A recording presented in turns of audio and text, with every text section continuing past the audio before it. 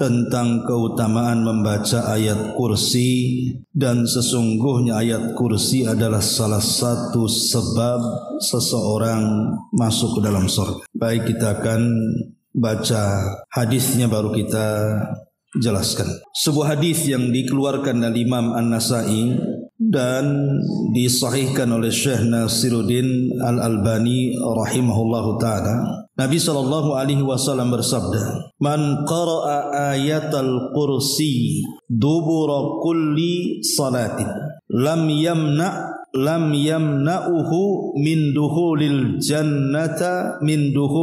jannati illa an yamuta." Barang siapa yang membaca ayat kursi setiap selesai salat, maka tidak ada yang dapat menghalanginya untuk masuk surga kecuali kematian.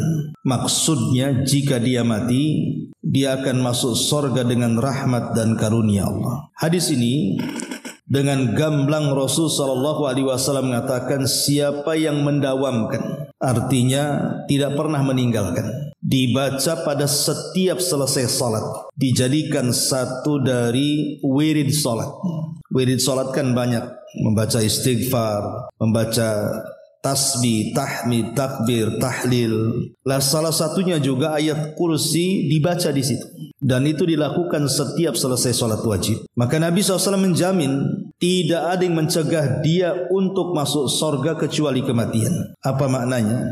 Para ulama mengatakan yang dimaksud tidak ada yang menghalangi dia masuk surga kecuali kematian, artinya kalau Allah Subhanahu wa taala takdirkan dia meninggal, maka ruh dalam kuburannya itu langsung dijemput oleh para malaikat kemudian dimasukkan ke dalam surga. Itu satu pendapat. Pendapat yang kedua, maksudnya kalau dia meninggal dijamin masuk surga, artinya dia mendapatkan nikmat kubur. Di dalam kuburan itu kan banyak peristiwa. Ada namanya himpitan, ada namanya fitnah, ada namanya azab, dan ada namanya nikmat. Lah orang yang mendawamkan ayat kursi ini, kata para ulama, maka dia langsung mendapatkan nikmat kubur. Dia akan mendapatkan nikmat kubur, dan nikmat kubur itu muqaddimah dari nikmat surga. Karena kita tahu bahwa kuburan itu salah satu taman dari taman-taman surga. Artinya kalau orang yang mendawamkan ayat kursi setiap selesai sholat wajib, maka langsung dimasukkan ke taman-taman surga dalam kuburannya.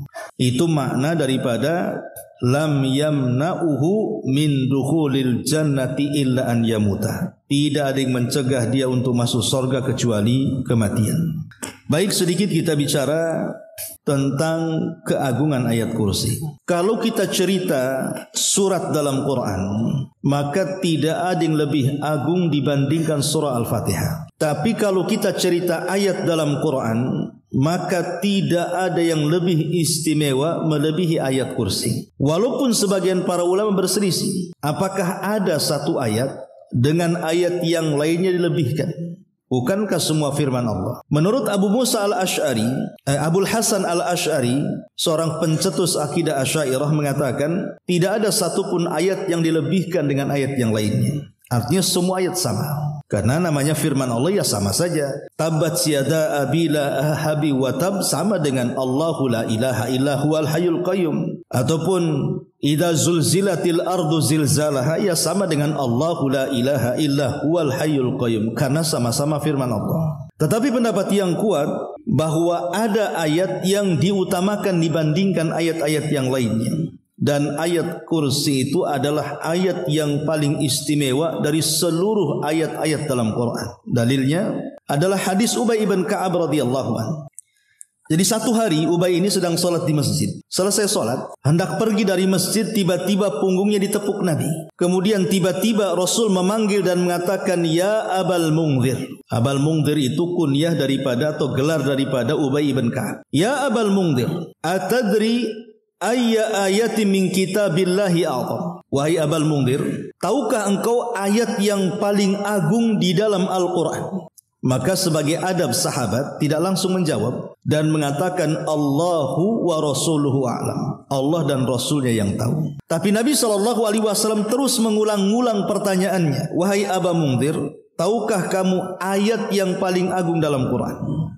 Akhirnya Ubay bin Ka'ab atau Abul Mundhir pun menjawab, qultu Allahu la ilaha illa huwal hayyul qayyum. Kemudian dibaca sampai selesai ayat kursi. Maka dengan bangganya Nabi SAW menepuk dada Ubay, kemudian mengatakan, wallahi liyahnikal ilmu ya Aba Mundhir. Demi Allah wahai Abu Mundhir, semoga Allah menambah kesemangatan untuk mencari pengetahuan. Karena kecerdasan, hadis ini dikeluarkan Imam Muslim. Berarti hadis ini menunjukkan bahwa ada ayat yang dilebihkan dari semua ayat. Dan ayat itu ada di ayat kursi. Jadi kalau ditanya ibu, ayat yang paling agung dalam Quran itu ayat apa? Ibu sebut Surah Al-Baqarah ayat 255 atau ayat kursi. Kalau ibu ditanya surat apa yang lebih agung dalam Quran, ya ibu katakan Surah Al-Fatihah. Jadi kalau Surah Al-Fatihah, kalau ayat kursi. Itulah yang paling agung di dalam Al-Quranul Karim. Tentu ada alasannya. Nanti kita akan sebutkan alasan kenapa ayat kursi ini ayat yang paling agung dalam Quran. Kita akan sebutkan beberapa keistimewaan ayat kursi dulu. Disebutkan dari Abu Hurairah radhiyallahu anhu. Jadi Abu Hurairah itu satu hari ditugaskan Rasul untuk menjaga pembendarahan zakat fitrah di bulan Ramadan. Jadi setelah zakat itu terkumpul, kemudian diletakkan di gudang. Lah sebagai penjaga zakat itu Abu Hurairah di malam hari. Entah kenapa malam itu datang pencuri mencuri beberapa makanan dari gudang zakat fitrah itu. Maka oleh Abu Hurairah dikejar, kemudian kena tangkap. Kemudian tiba-tiba pencuri ini memberikan alasan, wahai Abu Hurairah, lepaskan aku karena keluargaku susah. Aku ini sedang susah makan, anak-anakku juga susah makan. Maka biarkan aku memberi makan mereka. Karena kasihan, dilepas. Tapi keesokan harinya dia ditanya oleh Rasulullah. Seolah-olah Rasul tahu kejadian semalam dan mengatakan, wahai Abu Hurairah, apa yang kau lakukan dengan pencuri semalam? Maka Abu Hurairah menceritakan kejadian di malam hari. Tapi Rasul memperingatkan, hati-hati nanti malam pencuri itu datang lagi. Akhirnya kemudian Abu Hurairah berjaga-jaga karena Rasul sudah ngomong begitu kan. Rupanya betul datang lagi dan mencuri lagi. Ditangkap lagi, alasannya sama lagi karena dia butuh makan dan keluarganya. Karena kasihan dilepas lagi. Keesokan harinya Rasul bertanya lagi, apa yang kau lakukan dengan pencuri semalam wahai Abu Hurairah? Maka Abu Hurairah menceritakan lagi kisah semalam. Kata Rasul, ingat malam ini dia datang lagi katanya. Karena Rasul sudah mengatakan seperti itu, maka Abu Hurairah berjaga-jaga lagi. Rupanya betul apa yang dikatakan Rasul, datang lagi, mencuri lagi. Tapi kata Abu Hurairah saat menangkap, aku tidak akan melepaskan dan engkau harus menghadap Nabi. Ini sudah ketiga kali. Tapi tiba-tiba pencuri ini mengatakan, wahai Abu Hurairah, lepaskan aku. Kalau engkau melepaskan aku sebagai imbalannya, aku akan mengajarkan satu ayat dalam Quran. Kalau engkau baca sebelum tidur, maka Allah akan menjagamu dan setan tidak mungkin mendekatimu. Maka dipikir-pikir Abu Hurairah, boleh juga, akhirnya dilepas. Keesokan harinya Nabi SAW bertanya lagi, apa yang kau lakukan dengan pencuri semalam wahai Abu Hurairah? Abu Hurairah bercerita di sini, sebenarnya wahai Rasul, semalam sudah kutangkap dan mau kuhadapkan kepadamu. Masalahnya dia mengajarkan satu ayat dalam Quran sehingga aku melepasnya. Kemudian Abu Hurairah menceritakan bahwa siapa yang membaca ayat ini, maka Allah akan menjaganya dan tidak akan disentuh setan sampai pagi. Maka Nabi SAW mengatakan, ya Abu Hurairah, kamu tahu enggak siapa pencuri yang 3 hari berturut-turut itu, 3 malam berturut-turut mendatangi? Abu Hurairah dengan polos mengatakan, Allah dan Rasulnya yang tahu. Maka Rasul mengatakan, ya Abu Hurairah, sesungguhnya dia adalah syaitan. Setan yang menjelma sebagai pencuri. Adapun dia mengajarkan kepadamu ayat kursi, kata Rasul, sadaqahu wa huwa kadzub. Sadaqaka wa huwa kadzub. Dia telah menghabarkan sesuatu yang benar kepadamu wahai Abu Hurairah, tapi dia itu pendusta. Jadi khusus masalah ayat kursi yang dihabarkan kepadamu dia benar, tapi selainnya dia pendusta, jangan dibenarkan. Dari sini kita tahu bahwa setan sendiri yang membocorkan rahasia tentang ayat yang ditakutinya. Jadi ayat kursi itu dibocorkan oleh setan. Kalau kamu ingin tidak diganggu aku, kata setan, seolah-olah dia mengatakan, baca ayat kursi gitu maksudnya. Jadi setan yang buat bocor halus itu sama Abu Hurairah. Dan Rasul membenarkannya. Artinya kita sudah tahu bahwa setan itu paling takut dengan ayat kursi. Makanya sebenarnya ngusir setan itu gampang. Ibu kalau takut di toko baca ayat kursi. Ibu kalau takut di rumah baca ayat kursi. Ibu kalau takut jalan di malam hari baca aja ayat kursi. Karena ayat ini ditakuti mereka. Ya. Ini enggak, lewat di jalan yang menakutkan tidak dibaca ayat kursi, malah bilang permisi, permisi katanya. Gimana setan takut? Kalau naik motor diklakson, tit katanya. Apa maksudnya klakson ini? Terkejutlah setan itu. Ya. Jadi dari sini Bu, tahu bahwa ayat kursi itu bisa untuk menjaga kita dari gangguan setan. Ini satu riwayat. Kemudian riwayat yang kedua, riwayat dari Ubay ibn Ka'ab. Jadi satu hari Ubay itu menaruh makanan di bejana, di piring bahasa kitanya, ya. Dan itu makanan satu-satunya yang ia makan di situ. Tiba-tiba di malam hari terdengar ada suara langkah kaki. Jadi Ubay ibn Ka'ab ini curiga, siapa? Jangan-jangan maling. Masuklah rupanya orang yang dicurigai Ubay ibn Ka'ab ini. Ketika hendak mengambil makanan, maka Ubay ibn Ka'ab langsung menangkap tangannya. Langsung ketakutan Ubay. Kenapa? Karena tangannya berbulu semuanya. Maka dengan gemetar Ubay mengatakan, siapa kamu? Tiba-tiba orang ini, saya adalah setan katanya. Coba ibu kalau kayak gitu tuh, apa nggak merinding gitu, ya. Akhirnya kemudian tiba-tiba mengatakan, kenapa kau mencuri makananku katanya. Kemudian dia menceritakan bahwa dia perlu makan. Saya dengar engkau ini orang baik, suka ngasih makanan, makanya aku datang kemari untuk mengambil makananmu katanya. Kemudian dia mengatakan kepada Ubay, wahai Ubay, ya, maukah ku ajarkan kepadamu satu ayat dalam Quran yang kalau kau baca di pagi hari, maka engkau akan dapat pahala dan engkau akan dijaga dari gangguan setan sampai sore hari. Kalau engkau membaca di sore hari, engkau akan diberikan pahala dan engkau akan dijaga dari setan sampai pagi hari. Kemudian Ubay melepasnya. Ini pun keutamaan membaca ayat kursi di pagi dan petang hari. Jadikan dia zikir pagi petang, ya, untuk supaya dalam satu hari satu malam itu kita terjaga tidak diganggu setan. Nah, ini juga salah satu keutamaan ayat kursi.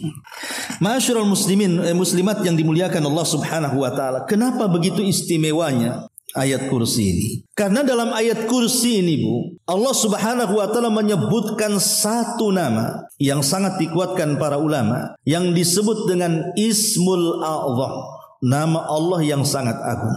Di dalam nama Allah itu kan yang kita kenal, ya, ada 99 nama, itu yang kita kenal. Bukan berarti nama Allah terbatas hanya 99, banyak, tapi kita tidak kenal. Cuman yang dikenalkan kepada kita lewat Quran dan Sunnah itu, kalau kita gabung semua jumlahnya, ada 99 nama.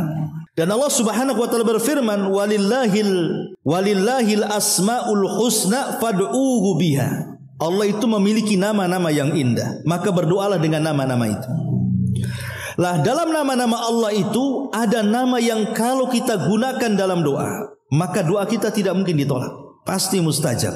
Lah, nama Allah itu disebut Ismul A'zam namanya, nama Allah yang sangat agung, dan itu ada di ayat kursi.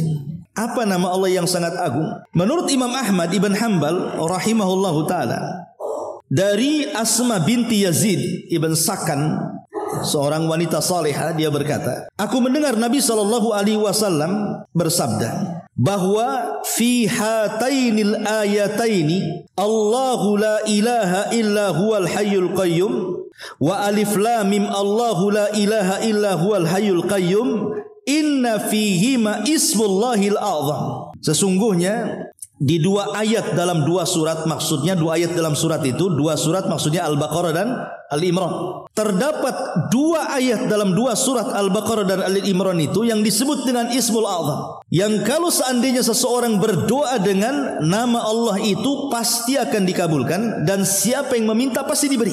Kemudian Nabi SAW menyebutkan Allahu la ilaha illa huwal hayyul qayyum dalam Al-Baqarah, dan dalam surah Al-Imran Alif Lam Mim Allahu la ilaha illa huwal hayyul qayyum.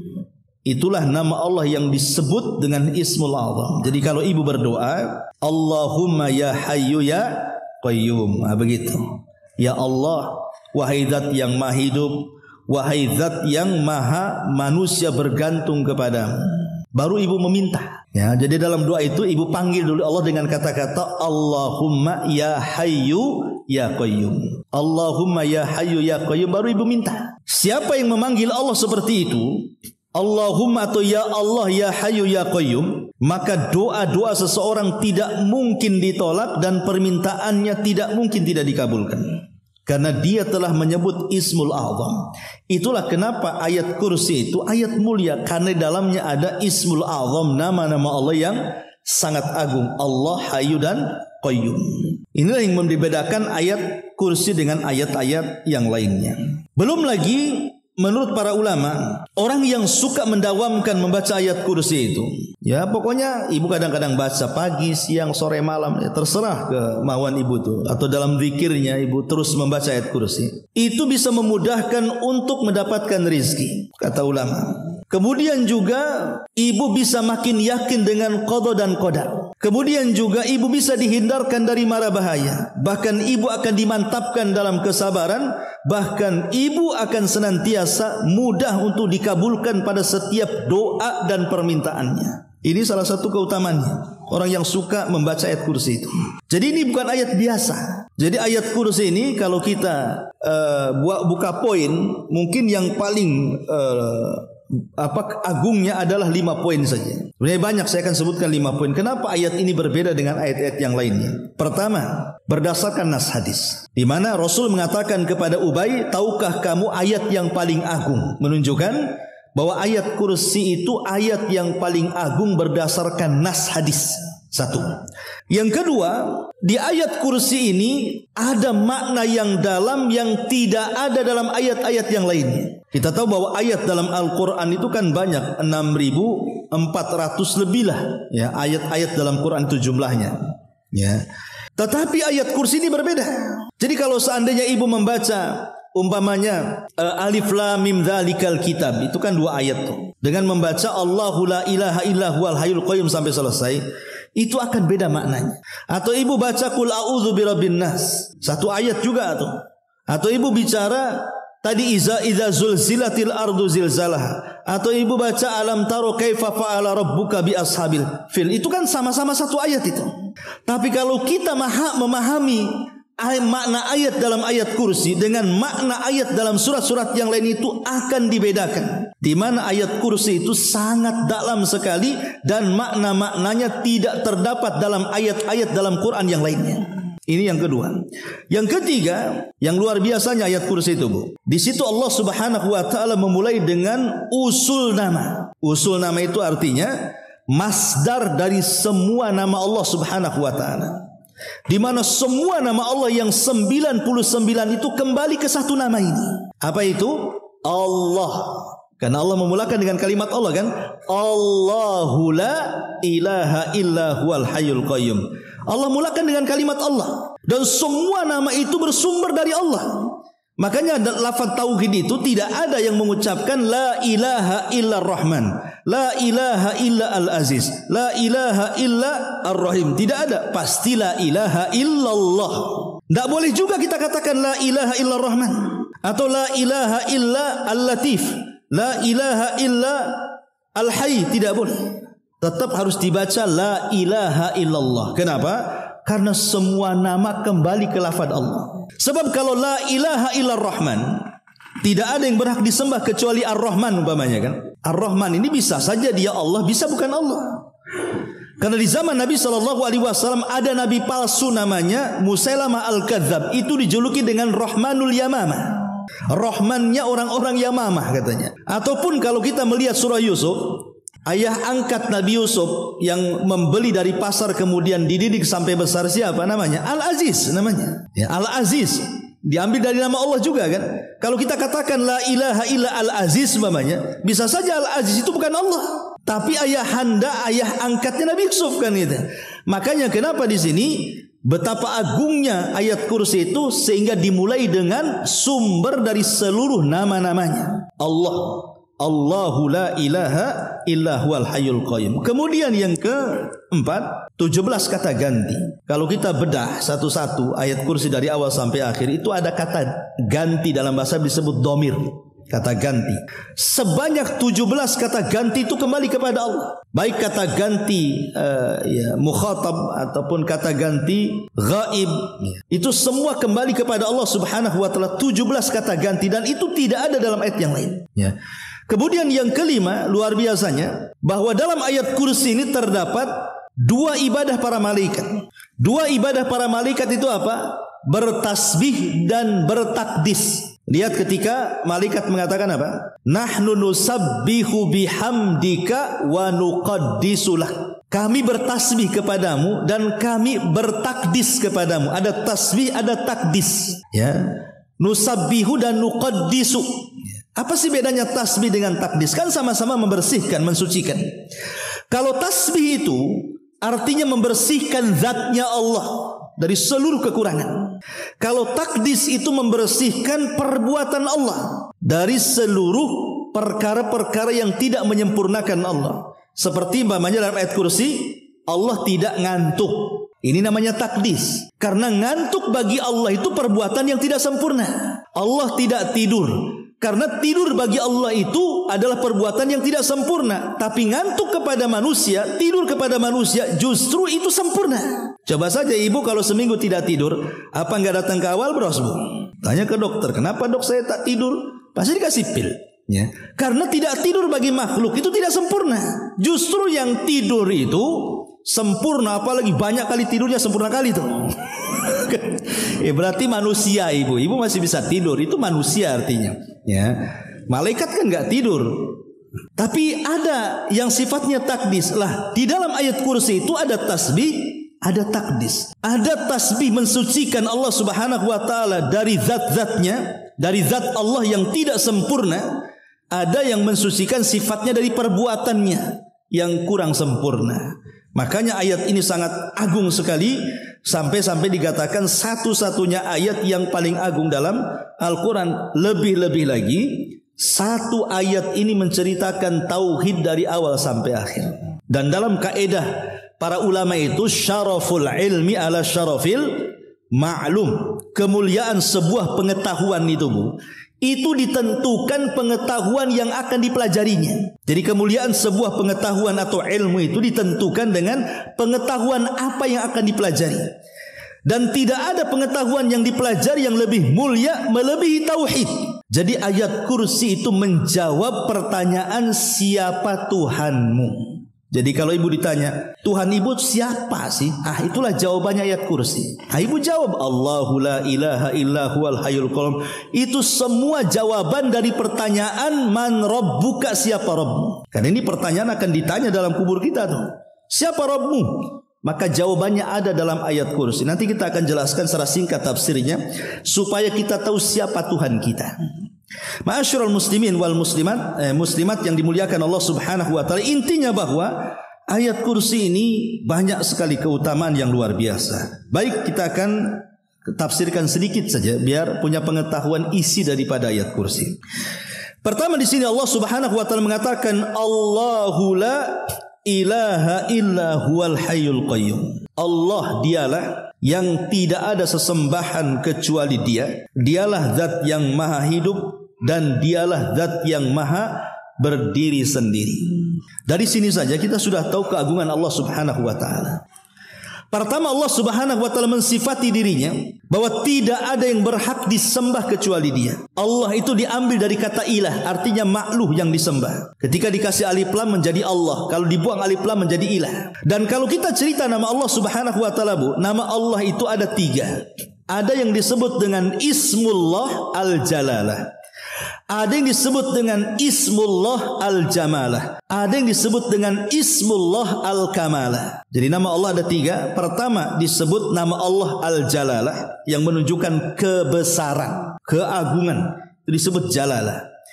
Kemudian yang kedua, nama Allah itu disebut Jamalah, keindahan. Ada nama Allah itu menunjukkan keindahannya. Kemudian yang ketiga Al-Kamalah, ada nama Allah itu yang menunjukkan kesempurnaan. Bahwa Allah itu sangat sempurna di mana semua hamba berhajat kepada Allah. Adapun Ismullah Al-Jalalah seperti Allah. Allah itu disebut Al-Jalalah. Jalal itu menunjukkan keagungan. kebesaran, bahwa Allah itu zat yang wajib kita sembah, tidak ada selain Allah disembah. Atau contohnya al-khalq, al-khaliq, Allah itu pencipta, berarti hanya Allah sebagai pencipta. Atau al-mutakabbir, Allah itu yang sombong, tidak ada yang boleh sombong kecuali Allah, itu disebut jalalah namanya. Jadi keagungan Allah yang tidak boleh ditiru oleh makhluknya, ya. Jadi kalau nama Allah yang sifatnya jalalah, keagungan, kebesaran, kita tidak boleh meniru, tetapi kita boleh meniru kebalikannya. Allah sombong, berarti kita rendah hati. Allah itu pencipta, berarti kita hambanya. Jangan pula Allah sombong, kita sombong. Nah, itu kurang ajar namanya, ya. Jadi karena meniru nama Allah yang sifatnya jalalah, keagungan, itu harus meniru dengan kebalikannya. Ini yang pertama. Yang kedua, ada namanya Ismullah Al-Jamalah, menunjukkan keindahan. Lah kalau nama Allah menunjukkan keindahan, kita harus menirunya. Contoh, Allah itu Ghafur, maha pengampun, ya kita mudah memaafkan orang. Allah itu maha lembut, ya kita harus lembut, jangan pula kasar. Nah, itu harus ditiru tuh, ya. Kemudian yang ketiga, ada nama Allah itu Kamalah, menunjukkan kesempurnaan. Seperti Somad, Allahus Somad, ya. Somad itu artinya semua manusia bergantung, semua makhluk, bukan manusia saja, semua manusia bergantung kepada Allah. Karena Allah itu zat yang maha sempurna, tidak ada cacat bagi Allah. Lah Allah itu adalah nama Allah Al-Jalalah. Maknanya Allah itu zat yang disembah, ya, dan tidak ada selain Allah yang disembah. Kemudian Allah mensifati dirinya Al-Hayyu. Hayyu itu zat yang maha hidup. Satu kisah dalam sejarah. Ketika Nabi SAW meninggal dunia, Abu Bakar Siddiq radhiyallahu anhu ketika itu meyakinkan para sahabat bahwa Rasul sudah meninggal. Karena ketika itu para sahabat gak yakin masa Nabi meninggal. Bahkan Umar itu sampai mengambil pedang ke rumahnya, kemudian mengangkat pedang dan mengancam manusia. Siapa yang mengatakan Muhammad sudah mati, ku penggal lehernya, katanya. Saking gak yakinnya Rasul sudah meninggal. Bahkan Ali tidak sanggup berdiri, Utsman kayak orang gila. Pokoknya gak yakin kalau Rasul meninggal kala itu. Lah Abu Bakar berdiri, kemudian mengingatkan manusia dan mengatakan, ayyuhan nas, ya, wahai manusia, man kana minkum ya'budu Muhammadan fa inna Muhammadan qad mat, wa man kana ya'budullaha fa innallaha hayyun la yamut. Hei manusia, siapa di antara kalian yang menyembah Muhammad, Muhammad sudah mati. Tapi siapa yang menyembah Allah, Allah zat yang maha hidup dan tidak akan pernah mati. Dari sini kita tahu bahwa Allah itu memiliki nama Al-Hayy, zat yang maha hidup. Konsekuensinya apa, Bu? Kalau kita meyakini Allah zat yang maha hidup, berarti semua hajat-hajat kita akan didengar, semua hajat-hajat kita akan diberi, semua hajat-hajat kita pasti dipenuhi. Kenapa? Karena zat yang hidup itu pasti mendengar, zat yang hidup itu pasti memberi, zat yang maha hidup itu pasti melihat. Tapi sebaliknya, zat yang mati jangan lagi mendengar, jangan lagi melihat, mengijabah saja tidak bisa. Makanya dengan meyakini Allah maha hidup, berarti jangan pernah ada keraguan ketika kita berdoa. Pasti Allah mendengar, pasti Allah melihat, pasti Allah mengijabah. Makanya ayat kursi menunjukkan orang yang suka membacanya akan mudah diijabah oleh Allah Subhanahu wa ta'ala. Ini yang pertama. Kemudian nama Allah yang kedua, Al-Qayyum. Allah itu zat yang maha berdiri sendiri, artinya tidak berhajat dengan kita. Satu dunia manusia maksiat, Bu, tidak mengurangi kekuasaan Allah. Satu dunia manusia beriman tidak menambah kekuasaan Allah, karena Allah tidak berhajat dengan kita. Allah punya tentara para malaikat yang tidak pernah bermaksiat, ya, ngapain pula berhajat dengan kita? Ini satu makna Al-Qayyum. Makna Qayyum yang kedua, artinya Allah itu zat yang maha mampu untuk memberikan semua hajat dan kepentingan manusia. Sekiranya, Bu, logika, satu dunia ini manusia berkumpul di tanah lapang. Jangan manusia, sak jin-jinnya kumpullah di situ. Kemudian masing-masing orang dan jin itu meminta sesuatu. Kan satu manusia dengan manusia yang lain pasti permintaannya berbeda, kan? Yang satu minta sembuh, yang satu minta kaya, yang satu minta jodoh, yang satu minta macam-macam, usahanya dimudahkan. Kan macam-macam permintaan orang itu. Lah kalau satu dunia manusia berkumpul dan minta di waktu yang sama kepada Allah Subhanahu wa ta'ala, maka Allah sanggup memberi, dan itu ibarat satu tetes dari ujung jarum yang dicelupkan di lautan, kata Nabi. Jadi kalau ada jarum dicelupkan di lautan, kemudian diangkat, kan ada tuh tetesannya. Satu tetesan itulah cukup untuk memberikan semua permintaan manusia. Bayangkan dari satu tetes itu lahir profesor orang cerdas. Dari satu tetes itu lahir orang kaya. Dari satu tetes itu lahir para penguasa, pengusaha, dan begitu seterusnya. Masalahnya, Bu, terkadang manusia difokuskan dengan satu tetes dan dilupakan dengan lautan. Itu masalahnya. Ya. Kan Allah hanya memberikan satu tetes kepada kita, kan? Itu mencukupi semua jin dan manusia. Sementara kekayaan Allah itu lautan yang terbentang. Kenapa kita fokus dengan yang satu tetes, melupakan lautan yang satu bentang itu? Akhirnya kita lebih fokus mengejar yang satu tetes, meninggalkan yang lautannya itu. Maksudnya lautan itu adalah akhiratnya, sorganya. Sementara satu tetes itu dunianya. Nah, ini yang harus dipahami dari kalimat Al-Qayyum. Jadi kalau ditanya siapa Allah, Allah itu tidak ada zat yang maha berhak disembah kecuali Dia. Siapa Allah? Allah zat yang maha hidup. Siapa Allah? Allah zat yang maha berdiri sendiri dan maha memberikan semua hajat makhluknya. Kemudian kalau ditanya lagi siapa Allah, maka kita jawab lahu ma fis samawati wa ma fil ardh. Dialah pemilik langit dan pemilik bumi. Dialah yang menciptakan langit dan bumi. Pertanyaan pun muncul. Kenapa Allah Subhanahu wa taala menciptakan langit dan bumi? Apa faedahnya untuk kita? Maka kita jawab dalam surah An-Najm kalau tidak salah, bahwa tujuan Allah menciptakan langit dan bumi itu, Bu, supaya Allah membalas orang-orang jahat dengan kejahatannya, dan Allah membalas kebaikan yang terbaik karena kebaikannya. Perhatikan, Bu, kalau ibu tatap langit tuh sampai ke atas tuh, natap langit begini, dari langit pertama, kedua, ketiga sampai ke arasnya sana. Yang kita lihat kan hanya langit pertama saja, Bu, ya. Karena pandangan kita terbatas. Paling kita lihat awan saja. Bangunan langit pertama saja kita tidak sanggup menatapnya. Ya paling awan-awan saja di atas itu. Tahukah ibu bahwa isi langit itu semua malaikat? Langit pertama, kedua sampai ars itu isi langit itu apa? Malaikat. Jadi makhluk yang ada di langit semua malaikat. Pertanyaannya, malaikat bermaksiat? Tidak ada malaikat yang bermaksiat. Artinya di langit itu tidak ada maksiat. Maksiat di langit itu cuma 2 kali. Pertama, Adam memakan buah larangan. Yang kedua, setan disuruh sujud tak mau, itu saja. Selepas itu tidak ada lagi maksiat di atas langit. Tapi kalau kita lihat ke bumi, lihat ke bumi. Bumi ini gudangnya maksiat tuh. Macam-macam maksiat ada di bumi, kan, Bu. Orang yang gibah ada di bumi, orang yang dusta ada di bumi, orang yang curang ada di bumi, orang yang zalim ada di bumi, orang yang melakukan kesyirikan, bid'ah, maksiat ada di bumi. Maksiat yang paling kecil sampai yang paling besar komplit lengkap di bumi. Dari sini ada kaidah, Bu. Allah itu ditaati karena izinnya, dan Allah itu dimaksiati karena pengetahuannya. Ini kaidah, ini penting. Jadi Allah itu yuta illa biizni wa yu'sa illa biilmi. Allah itu ditaati karena izinnya, dan Allah dimaksiati karena pengetahuannya. Apa maknanya? Seandainya ibu dari lahir sampai meninggal tidak maksiat sama sekali, rajin sholatnya, rajin puasanya, rajin sedekahnya, rajin berbuat baiknya, sedikit maksiat lah pokoknya hidupnya ibadah terus. Pertanyaannya, apakah dengan menghabiskan umur ibu ibadah dengan berbagai macam ibadah dan sedikit maksiat, ada jaminan ibu masuk surga? Enggak ada. Ada jaminan ibu diterima ibadahnya? Enggak ada jaminan, ya. Walaupun kita ibadah hari-hari, apakah ada jaminan ibadah ibu diterima? Enggak ada jaminan.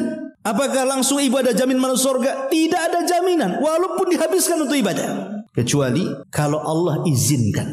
Kalau Allah izinkan diterima, baru diterima. Kalau Allah izinkan kita masuk surga, baru masuk surga. Tapi kalau Allah tidak izinkan amalan kita diterima, Allah tidak izinkan kita masuk surga, selamanya kita tidak akan masuk surga. Karena Allah itu ditaati karena izinnya. Ini kaidah, ya. Makanya kenapa Imam Qatadah atau Imam Zuhri atau imam-imam yang lainnya mengatakan, kalau aku tahu satu amalanku diterima, maka cukup untuk modal aku masuk surga. Karena Allah mengatakan, Innama yataqabbalullahu minal muttaqin. Allah itu hanya menerima amal dari orang-orang yang bertakwa. Artinya kalau aku tahu satu amalanku diterima, berarti aku tahu aku bertakwa. Cuman masalahnya karena aku nggak tahu amalanku diterima, apakah aku bertakwa atau tidak, kan tidak tahu, itu masalahnya. Lah dari sini mintalah kepada Allah izinnya supaya amalan kita diterima. Karena kita tidak ada pengetahuan soal diterima dan tidaknya amalan kita. Hanya berharap amalan kita diterima.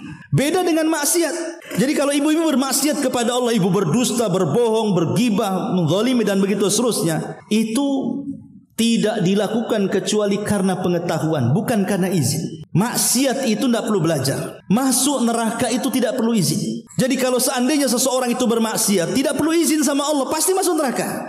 Tidak perlu habis bermaksiat, ya Allah izin apakah saya masuk neraka atau tidak. Tidak ada ceritanya, langsung masuk neraka. Karena orang maksiat itu tahu dirinya sedang bermaksiat karena pengetahuannya, bukan karena izin Allah. Dia tahu sedang bermaksiat. Pamannya orang mencuri, dia tahu dia sedang mencuri. Dia tahu dia sedang berzina, tidak perlu dikasih izin masuk neraka. Masuk neraka itu maksudnya. Lah dari sini ada kaidah tadi bahwa Allah ditaati karena izinnya dan Allah dimaksiati karena pengetahuannya. Inilah makna dari lahu ma fis samawati wa ma fil ard. Kemudian di sini kalau ditanya lagi siapa Tuhan kita, siapa Rabb kita, jawab man dalladzi yashfa'u indahu illa bi'idznihi. Bahwa tidak ada yang memberikan syafaat di sisinya kecuali karena izin Allah Subhanahu wa taala. Syafaat itu ada dua, Bu. Ada syafaat di dunia, ada syafaat di akhirat. Ya. Dalam ibadah kita kenal namanya ada asy-syaf'u wal watru. Ada asy-syaf'u wal adlu. Ada syafaat artinya sesuatu yang sunnah, ya. Ada disebut al-adlu, itu di sesuatu yang wajib. Makanya ada hadis yang banyak sekali mengatakan ada orang itu kalau melakukan ini tidak akan diterima syafaat dan adilnya. Apa sih syafaat, apa itu adil? Ulama mengatakan syafaat itu istilah bagi yang sunnah, al-adlu itu istilah bagi yang wajib. Dan dua-duanya harus ada. Kenapa sunnah-sunnah itu disebut syafaat? Ya, karena sunnah-sunnah itulah yang terkadang menentukan yang wajib diterima amalannya. Makanya kenapa dalam solat ada solat wajib, ada solat sunnah, ada haji, ada umroh, ada puasa wajib Ramadan, ada puasa sunnah, ada zakat yang wajib, ada sedekah sunnah, kan itu. Kenapa dalam wajib itu mesti ada sunnahnya? Lah sunnah itu diistilahkan syafaat, Bu. Bahwa kalau amalan wajib kita ingin diterima, maka lakukan yang sunnah, gitu maksudnya. Kalau solat wajib kita ingin diterima, banyak-banyak melakukan solat sunnah. Kalau puasa wajib kita ingin diterima, banyak-banyak puasa sunnah. Kalau zakat kita ingin diterima, banyak-banyak sedekah sunnah. Kalau haji kita ingin diterima, banyak-banyak umroh sunnah, gitu maksudnya. Karena solat sunnah itu syafaat sebagai diterima dan tidaknya amalan wajib untuk Allah. Ini di dunia. Adapun di akhirat ya tentu syafaat itu tidak diberikan kecuali kepada orang yang memang diberikan izin Allah. Dan tidak ada yang diberikan izin untuk memberikan syafaat kecuali para nabi. Salah satunya Nabi SAW. Dan kita tidak akan diberikan syafaat kecuali karena ridhonya. Kalau Allah tidak ridho, kita akan dapat syafaat. Tapi kalau Allah ridho, kita pasti akan berikan syafaat. Berarti ada izin, ada ridho. Izin kepada yang memberikan syafaat, ridho kepada orang yang akan diberikan syafaat. Dan Allah tidak ridho kepada orang-orang yang melakukan kesyirikan. Makanya Abu Hurairah mengatakan, as'adun nas bi syafaati yaumal qiyamati man qala la ilaha illallah. Kata Rasul dari hadis Abu Hurairah, orang yang paling bahagia pada hari kiamat dengan syafaatku adalah orang yang mengucapkan kalimat la ilaha illallah. Jadi kalau ingin mendapatkan syafaat, perbanyak ibadah di dunia. Lakukan perintah, jauhi larangan, nikmati yang dihalalkan, jauhi yang diharamkan. Itulah kalau ingin dapat syafaat. Karena ada orang yang sekarang itu aneh, ya. Kalau Nabi masih hidup, bolehlah kita datang kepada Nabi. Rasul berikan syafaat saya di akhirat, boleh. Seperti Anas meminta kepada Rasul dan Rasul masih hidup. Tapi kalau Rasul sudah mati, kita tidak boleh datang ke kuburannya, meminta-minta kepada kuburan Nabi, ya. Karena itu tidak ada gunanya. Kalau kita ingin selamat di akhirat, perbanyak amal soleh, ya. Saya tuh lihat di YouTube, ya, ada satu ajaran di Malaysia, ya. Dia ngomong di murid-muridnya, kalau kalian menjadi pengikutku, tenang. Kalau kalian masuk neraka, gampang. Nanti ku lempar serbanku, tinggal tangkap saja. Nanti ku tarik, ku masukkan ke sorga. Enak gak tuh ajaran kayak gitu? Kok Nabi saja loh ingin menolong umatnya, tidak semudah itu. Nabi datang kepada Allah kemudian sujud lama sekali di bawah arsy-Nya sampai Allah mengatakan, ya Muhammad irfa ra'saka sal tu'ta qul tusma isfa tushaffa. Angkat kepalamu, ngomong kau didengar, mintalah kau akan diberi, mintalah syafaat kau akan diberikan syafaat. Jadi Rasul itu sampai sujud lama takut gak dapat syafaat. Ini kiai satu di Malaysia ini mudah kali dia, ikut aku katanya. Kalau kalian masuk neraka gampang, kulempar serbanku, nanti akan manjang tuh serbanku itu. Tangkap aja ujungnya, kutarik kayak orang mancing bu jadinya. Jadi mancing orang penuh neraka dilempar ke surga. Kan enak kali itu ajaran kayak gitu. Itu kibul semuanya. Mana ada ajaran kayak gitu. Ya. Jadi ini juga salah satu yang harus dipahami bahwa syafaat itu tidak berlaku kecuali izin Allah dan redha dari Allah Subhanahu wa taala. Kemudian makanya Allah mengatakan dalam surah An-Najm, wa kam min malakin fis samawati la tughni syafa'atuhum syai'a illa min ba'di an ya'dzana Allahu liman yasha' wa yarda. Berapa banyak malaikat di langit tidak sanggup berikan syafaat kecuali dengan izin dan redha Allah Subhanahu wa taala. Malaikat saja enggak bisa melakukannya. Ini kiai satu di Malaysia kok bisa gitu. Kan lebih hebat dari malaikat namanya, Bu, ya. Kemudian juga setelah itu Allah mengatakan ya'lamu ma baina aydihim wa ma khalfahum. Kalau ditanya siapa Allah, dialah zat yang Maha mengetahui ma bi aydihim, apa yang ada di hadapannya, wa ma khalfahum, dan apa yang ada di belakangnya. Maksudnya yang di depannya itu maksudnya dunia, yang di belakangnya maksudnya akhirat. Jadi Allah mengetahui perkara dunia dan Allah mengetahui perkara akhirat. Dan pengetahuan Allah itu meliputi semua makhluknya. Ingat, kemampuan kita melihat, kemampuan kita mendengar, itu ada batasnya. Walaupun pakai kacamata pun, sampai kemana lah batas melihat itu pasti ada batasnya. Kita mendengar, itu ada batasnya. Kita saja tidak tahu di rumah ngomong apa orang-orang itu. Itu ada batasnya. Tapi pengetahuan Allah Subhanahu wa taala meliputi segalanya. Bahkan sekalipun gelap gulita, dedaunan yang jatuh berapa jumlahnya, pohon apa saja yang jatuh daunnya, di mana letaknya semua Allah tahu. Tapi kita ini tidak tahu. Bahkan satu jengkal di bawah kaki kita tidak tahu ada cacingnya atau tidak. Karena kita tidak memiliki pengetahuan sehebat itu. Makanya ketika Musa dan Khidir satu perahu, tiba-tiba ada burung dari langit nukik sampai ke lautan. Kemudian meneguk satu tegukan, kemudian terbang lagi. Kata Khidir kepada Musa, wahai Musa, ilmuku dan ilmumu kalau kita gabung katanya, maka itu seperti tegukan air itu katanya, yang diteguk oleh burung. Lautan Allah inilah pengetahuannya katanya. Saking besarnya pengetahuan Allah yang meliputi segalanya. Makanya Allah Subhanahu wa taala mengatakan wala yuhituna bisyai'in min ilmihi illa bima syaa, dan tidak ada yang meliputi dengan sesuatu dari pengetahuannya kecuali dengan kehendaknya. Kemudian Allah mengatakan wasi'a kursiyuhu as-samawati wal ard, maka kursinya Allah meliputi langit dan bumi. Inilah kenapa disebut ayat ini ayat kursi, karena ada kalimat kursi di sini. Apa sih kursi itu, Bu? Kenapa ayat ini disebut kursi? Saya kira kan ibu banyak juga kursi di rumah kan? Ada kursi di depan, ada kursi ruang tamu, ada kursi di belakang tempat makan. Apakah itu yang dimaksud kursi? Bukan. Ada sebagian para ulama mengatakan maksud kursi di sini artinya pengetahuan. Jadi ayat ini bicara soal pengetahuan Allah yang tidak terbatas. Satu. Yang kedua, ada yang mengatakan kursi itu adalah makhluk Allah yang sangat besar, bahkan paling besar. Bahkan tidak ada yang lebih besar daripada kursi. Karena ada yang mentafsirkan kursi itu adalah arsy. Jadi kalau disebut arsy ya kursi, kalau disebut kursi arsy. Ya, ini yang kedua. Yang ketiga, bahwa yang dimaksud kursi itu artinya kemampuan Allah, kehebatan Allah, kemahakuasaan Allah yang meliputi seluruh makhluknya.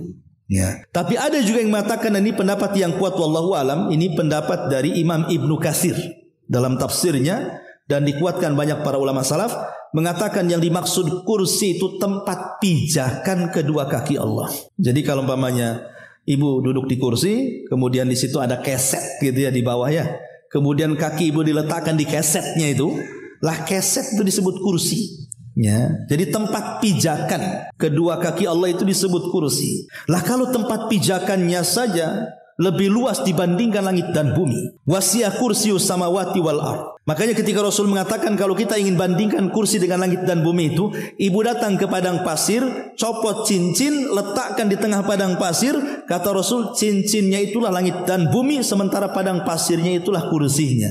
Makanya kursi itu meliputi langit dan bumi.